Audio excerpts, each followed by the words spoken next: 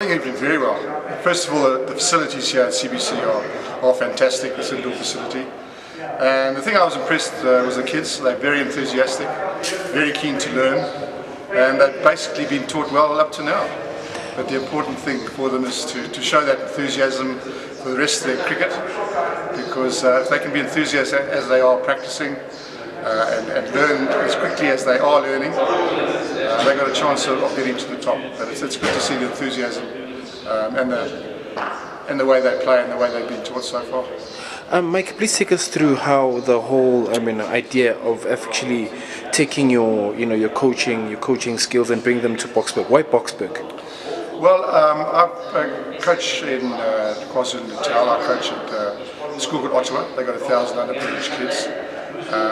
And I'm having a breakfast on the 28th of September where I'll be talking about my life in cricket, from when I started off playing, the time as playing cricket, as an administrator, a couple of stories that emanated over the years, and also from a coaching aspect, and talking about South African cricket in world cricket, seeing where that's all going.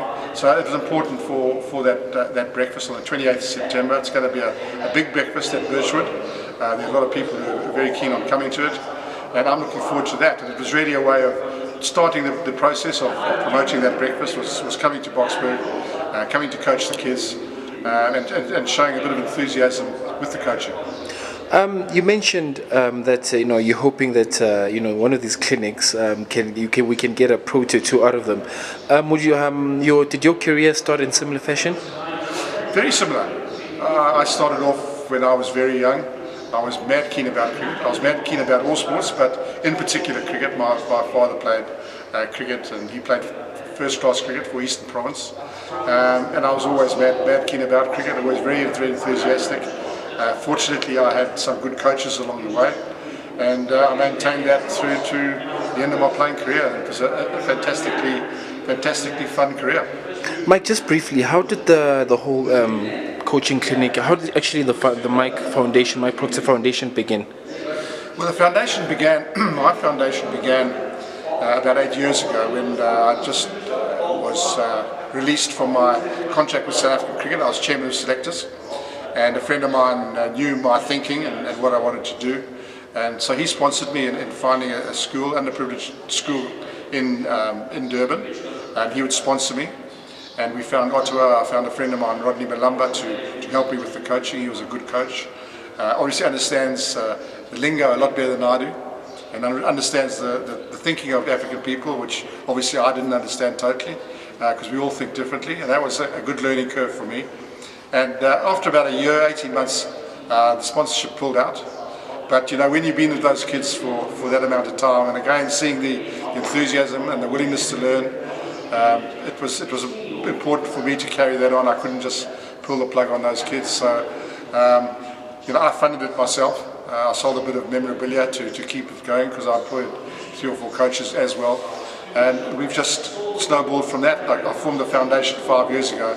So where the money went, everyone knew where the money was going. So if someone donated money to the foundation, it was a non-profit organisation. It was audited properly. Every bit of money that went in, everybody money that went out, everyone knew about it. So it was good to have that sort of coordination from that front. So I've been doing it for 8 years and really enjoyed it, and the kids have been fantastic.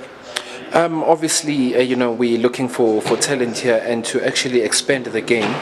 Are there any follow-up plans, behind today? Because I do also understand that it's a once-off project thus far.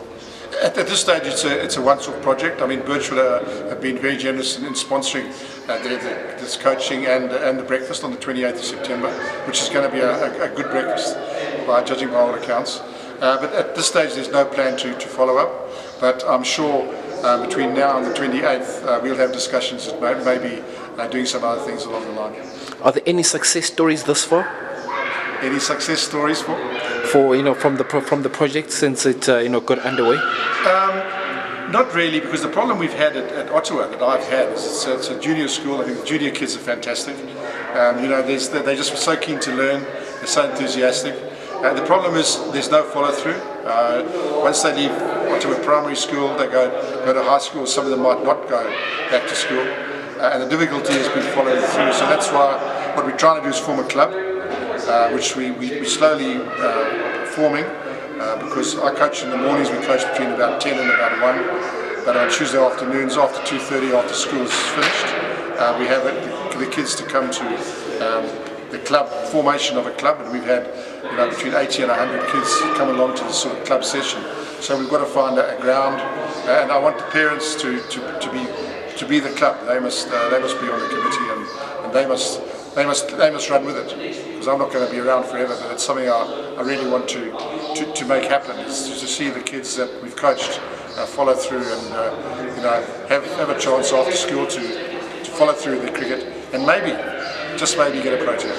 All right, Mike, before I let you go, a bit just out of topic, what does it take to be a Protea, you would say? I think the first thing it takes is a lot of dedication. Like most sports or most forms of life, you've got to work very hard at it. No one gets to the top by just casually doing things. You've got to concentrate hard, work hard at it, and practice hard. That practice is so important. And the one word, or the two words I think that come out in sports particularly one is confidence. Ability is obviously very, very important. But confidence is one of the things which is so important. And why it's important is doing the groundwork. Is if you practice hard enough, you do all your practicing. So when you go into the middle, you're confident about how you're going to approach the game.